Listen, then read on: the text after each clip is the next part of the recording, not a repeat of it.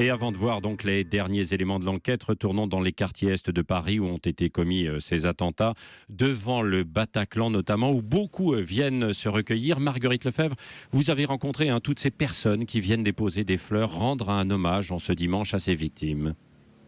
Oui, alors évidemment, devant le Bataclan, la rue est bouclée, mais derrière les barrières, il y a en permanence plusieurs dizaines de personnes venues se recueillir en silence. Certains sont des habitants du quartier qui sont descendus de chez eux ce matin. D'autres arrivent de tout Paris pour déposer quelques bougies, des fleurs, laisser des messages écrits à la main.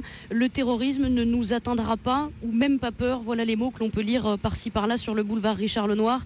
Agnès et Daniel sont restés de longues minutes devant le parterre de bougies.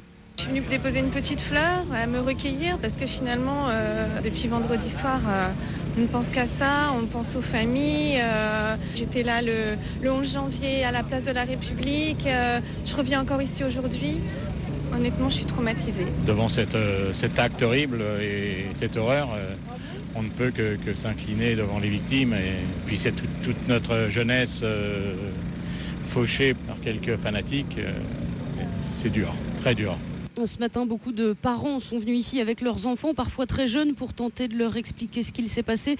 Des parents qui ont fait dessiner leurs enfants, qui les ont fait écrire aussi. Tout à l'heure, au milieu des bougies, une petite fille de 7 ans a déposé une feuille de papier avec un message écrit de sa main d'enfant. « Vous êtes parti trop vite, je suis Paris ».